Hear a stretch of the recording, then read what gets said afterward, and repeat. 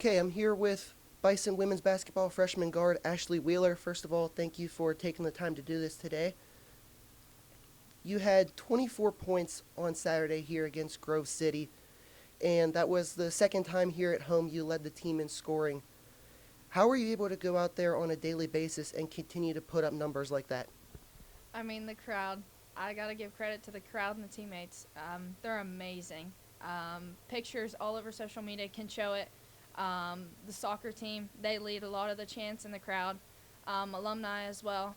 So honestly, the energy from everyone around me definitely helps a lot. Now, you got your first taste of a competitive conference game against Grove City that you're going to see at least one more time this season on the road. What were some of your takeaways from that environment in terms of the way that Grove City brought the energy to the table? I've found out quick that pack games are definitely a lot rougher. Going against Grove City, they matched what we had. They came out of the gate with energy. So did we. That third quarter kind of got away from us, but we kind of came down to, who we want to be, and this is the defining moment. So in that fourth, we punched them in the mouth, and we didn't stop. So then, in regards to that third quarter, when Coach Sansom called the timeout, you were down by 15 halfway through. From a player's perspective, what changed after that timeout? Honestly, we all looked at each other and said, "This is for us, and it's for the seniors," because they'd never beat them at home, and it's something that I take pride in. And so we went out there, and we all came together. And as soon as we hit a couple threes, we knew the energy was on our side, and we saw Grove City was getting worn down, and we used the heat in the gym to our advantage. All right, Ashley, thank you so much. I'm here with sophomore guard Mackenzie Mason of the women's basketball team. First of all, thank you for taking the time to do this today. Yes, thank you for having me. So Saturday afternoon, you put up 23 points, a season high for you. What was working well for you both individually and as a result of your teammates? Well, when we have shooters like Ashley and Lindsay that are on the perimeter, it's really easy for me to get to the basket because they're so worried that we're going to kick it out and knock down that three that it really opens up the paint for me. So one of the biggest attributes you bring to the table is success at the free throw line. You scored 9 of 23 points there Saturday, shooting almost 89% this season, and it was one of many reasons you won PAC Newcomer of the Year last semester. Towards the end of the game, was it intentional that you were the one receiving the inbound so that Grove City had to foul you and send you to the line? As a sophomore last year, I faced kind of some of the same pressure in late game situations, so I was going to take one for the team, and I remember late in the third, I was telling a couple of our other players, like, we really have to pull our freshmen through because they probably haven't played in a big game like this. So, yeah, I was going to take that ball and knock those foul shots down because I've been there before.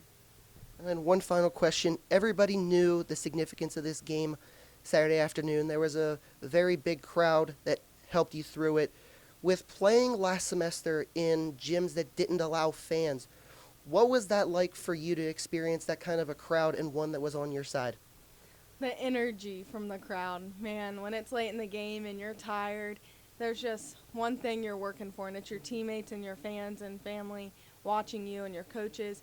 And that energy, you just find some sort of different gear when you feel that energy from the crowd. So big shout out to our fans and my teammates and my coaches. They really helped pull us through in that win. All right, thank you so much. Thank you.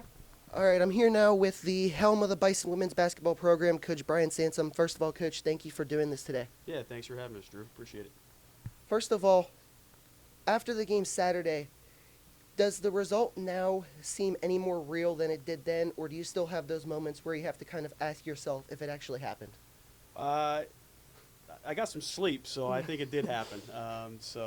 Yeah, I mean, I wasn't shocked by the outcome, to be honest. Mm-hmm. You know, I knew that if we would play our type of basketball that we could win that game. I mean, obviously, Grove City's a very talented team, but so are we. And I think, some of the past history that we've had, getting beat pretty handily by them, I think this group was ready to take on that task of winning a game like that. So, but yeah, reality set in, and now we're moved on. We're focused on Juniette a little bit now. Mm-hmm. So.